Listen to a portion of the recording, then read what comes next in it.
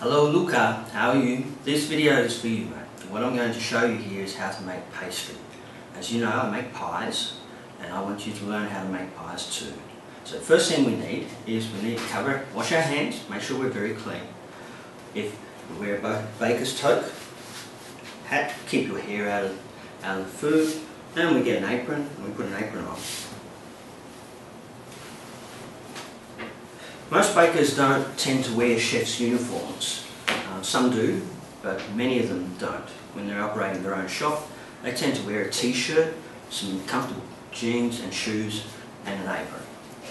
Now, next thing we need to do is make sure our work surface is cleaned. So what I'm doing here, it's been wiped down before, but just to make sure that it's free of bugs, I've got some alcohol and water. And just rub that over.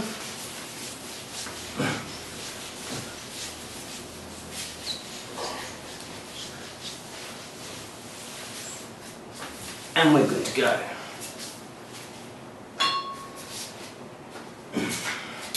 Next we need some tools. Now we need a sieve. This is for sieving the flour. What we do is we put the flour into this, we sieve it to take out any lumps, and it also gives it a little bit of air. Right? We have a bigger sieve here. This is a square sieve, and what we use this for is to cut the butter into the flour. I'll show you how to use that a little later.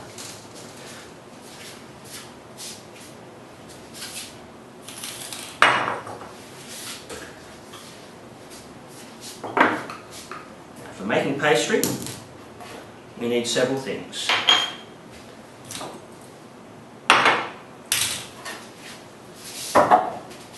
We need 300 ml of water with 45 ml, that's 3 tablespoons of white wine vinegar. We then need pastry flour, which is 9% flour, roughly, just between 8 and 9%. And what I do is I take 2 pieces of flour, types of flour.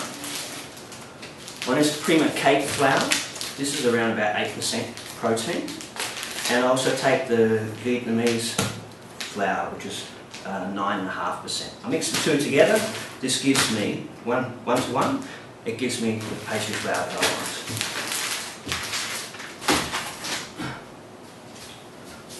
We also need cold butter. That's about 500 grams of butter, 1 kilo of flour, and 2 tablespoons of salt. What to do, put the salt into the liquids, that way the salt will dissolve, easier to incorporate into the flour. Next, I'm going to take the flour and I'm going to sieve it. Now, depending on your recipe, you can also add in 2 tablespoons of baking powder, which will just help with a little bit of lift. There we go. See, there's a few lumps in there. That's because this flour's been in the fridge. We want it to keep it cool. Cold stuff is always the best friend of a baker, and most bakers usually work around about 4 o'clock in the morning and onwards from there. The reason being because it's quite cool. Here it's the middle of the day and it's getting quite warm. Now we sieve that flour. We've got 500 grams of butter here. It's also very cold. Doesn't have to be frozen, but it does pay to be cold. What it is extra dry butter, and then we just dice it up, mix that all together, just like that. Just coat the butter with the flour. Now we've got the butter coated with the flour. We take our big sieve, which is what we're going to use for cutting the butter into the flour. Put it down, take handfuls of butter and flour, and just rub them through. Now what this does is it helps to create a consistent and even crumb, which is the curse of most bakers, right? Is how to get your butter cut to a consistent, even size, so that when you're making a pastry, you've got repeatable pastry, batch after batch after batch, and that's really important. It needs to be predictable, repeatable, and while that comes with a lot of experience, this kind of thing helps to shorten the amount of time. You get to know what your pastry should have to look like by the time you finish, and then you aim for that. Because I want to have the same repeatability from batch to batch of pastry, I use this thing. What that does is it gives me a consistent size, around about the size of corn cobs, butter packed portions. Now this is important because what happens is the flour coats the butter, and the butter stops the moisture, the water, getting to the flour. And when we're making pastry, especially a rough puff pastry, which is what this is, which is based on a short crust, is that we want to have some flakes. We want to have it a bit flaky, we want to have it a bit crumbly, but that gives a nice, soft, tender texture to the pastry. Now, the bigger the pastry flakes, the flakier the pastry. The smaller the butter size, the more mealy the crust is, and becomes more like a short crust pastry. Now, if you're doing flans and tarts and things like that, you might want a mealy pastry. If you're doing savoury pies, then you want a much more flaky pastry, but you don't need a puff pastry. This is why we do it this way. That's why it's called a rough puff pastry. It's not puff pastry in a purest sense, but it's a close approximation.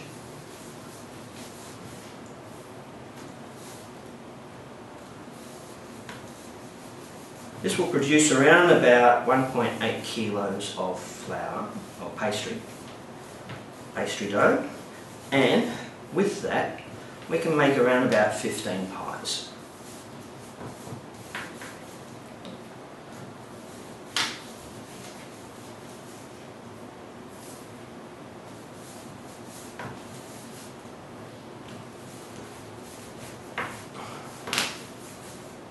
Now, the warmer the butter, the easier it is to cut through this, but there's also the bigger risk that the butter will melt and then just bleed straight into the flour. We don't want that. Okay, that's the first pass.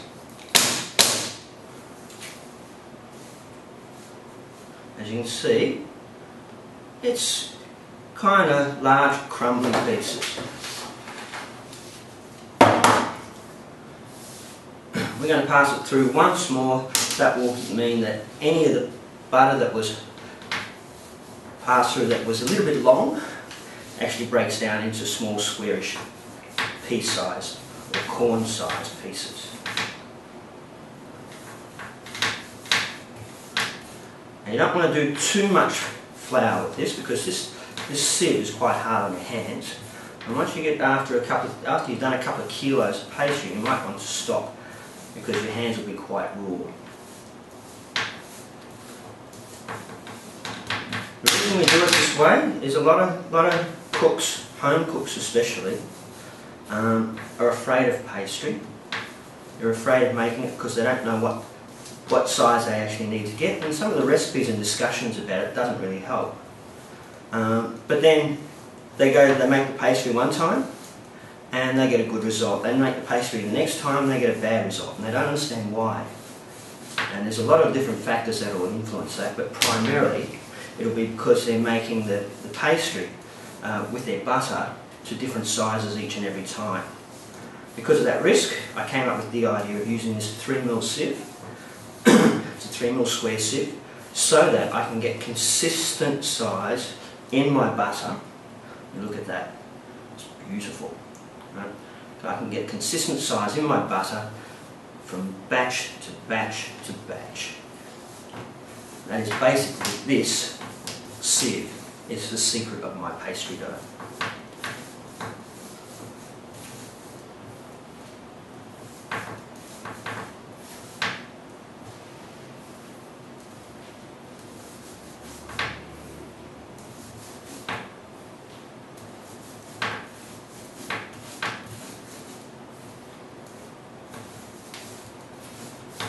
Now, when you get into a commercial situation where you're making much larger batches of pastry, you wouldn't make pastry this way. You wouldn't make it by hand, you'd use a machine. And machines, there are all different types of machines, they'll do them different ways, and then again you have to learn the nature of your particular machine.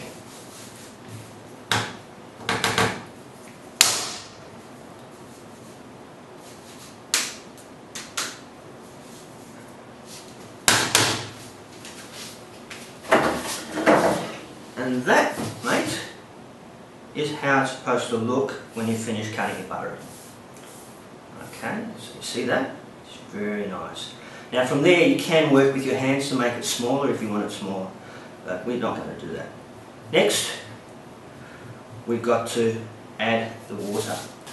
Now a lot of pastry chefs say just add it little by little, combine it in, because you don't quite know how much moisture it's going to take. Alright? And that's because humidity and all that sort of thing will change the nature of the flour.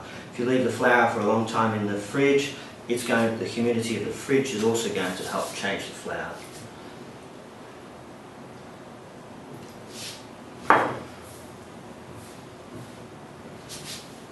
So don't be afraid to push it around.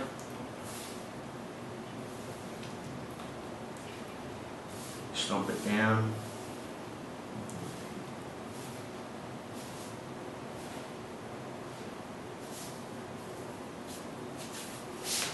Okay.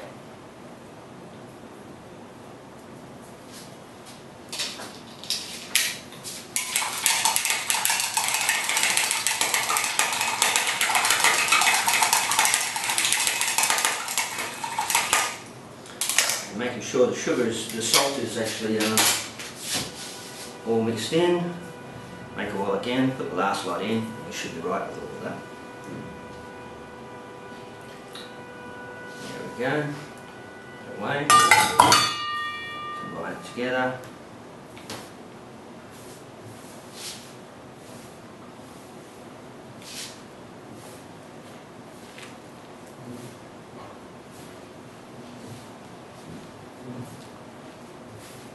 So yeah, it's starting to combine now, come together, starting to form a dough.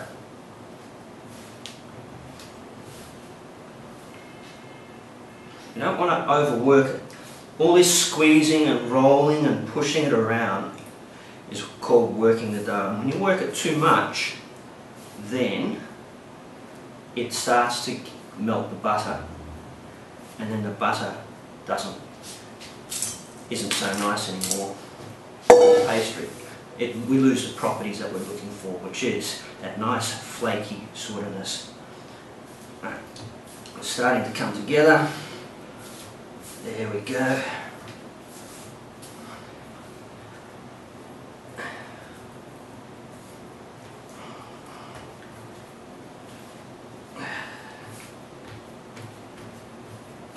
And mate, that's it. That's the pastry.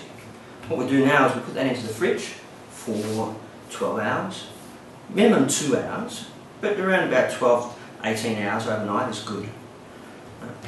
And that is lovely pie dough. What happens when it's in the fridge is the moisture that's in there, in this dough, gets all the other bits of flour that's not quite wet, and makes it all moisturise and stick together.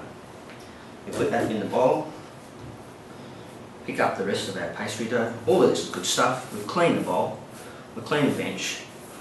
We don't want to lose this. Put it in there. And there you have it. Bob's your auntie's new living lover, mate. That's pastry dough for good, tasty pies.